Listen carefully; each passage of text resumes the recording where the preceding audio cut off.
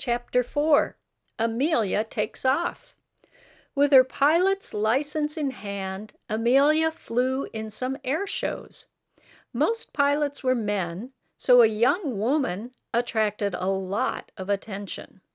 Amelia didn't like to be on display, but she worked in the shows to earn money. She had to keep on flying. Then Amelia's friend and teacher, Netta Snook, got married. Just as Amelia feared her friend's flying days were over, Netta would now be a wife and mother, so Amelia needed another instructor. She teamed up with an expert named Monte Montijo. Monte had flown in the Army. He also did stunt work flying in the movies. Monte taught Amelia a lot. She even learned to do tricks in the air like huge upside-down loops.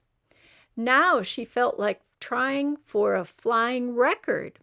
Amelia wanted to see how high she could go.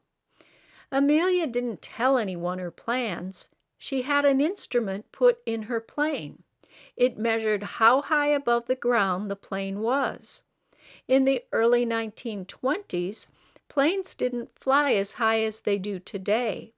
One reason was because the cockpits were open. At higher altitudes, there is not much oxygen to breathe. Amelia knew she could pass out if she went too high, but she was willing to risk it. It took 2 attempts. Amelia flew through fog and sleet. She finally made it to 14,000 feet, more than 2.5 miles high. Then her plane's engine began to fail. Amelia brought her plane down fast. She was just barely able to make a safe landing, but she had her record. Although Amelia loved to fly, she soon found out that she couldn't support herself just by flying. There were no big airlines or airplanes yet. People did not travel by plane. In fact, most people never expected to take a ride in a plane. In 1924, Amelia temporarily gave up on her dream. She sold the Canary and used the money to buy a car. You might guess that Amelia would pick a practical automobile like the Ford Model T. She didn't. She bought a fancy yellow convertible. If she couldn't fly in the air, she would at least have the feeling of flying across the ground. Amelia named her car the Yellow Peril. She and her mother drove across country and headed for the East Coast. Amelia went back to Columbia University, but again, it wasn't for long. She had to drop out again, as usual. The problem was money. Sam Chapman followed Amelia out east. He proposed marriage again. It was tempting. Amelia was now 28 years old. Most people thought women this age were already old maids. If Amelia married Sam, she wouldn't have to worry so much about money.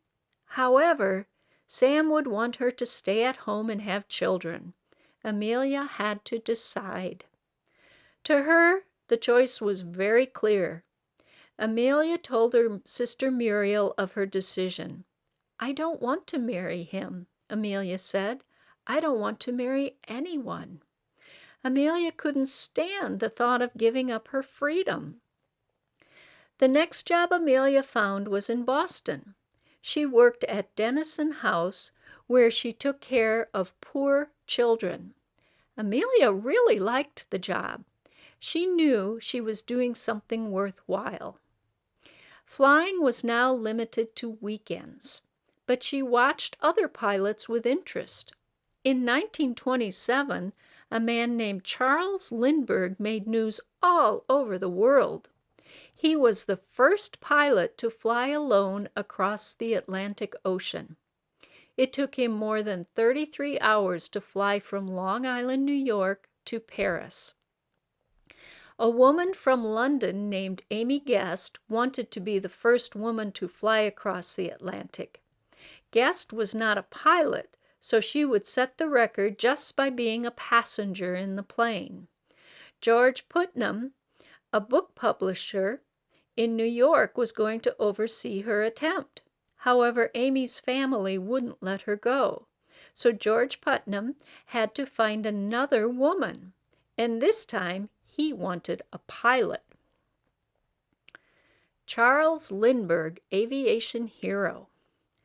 Charles Lindbergh started out as a barnstormer.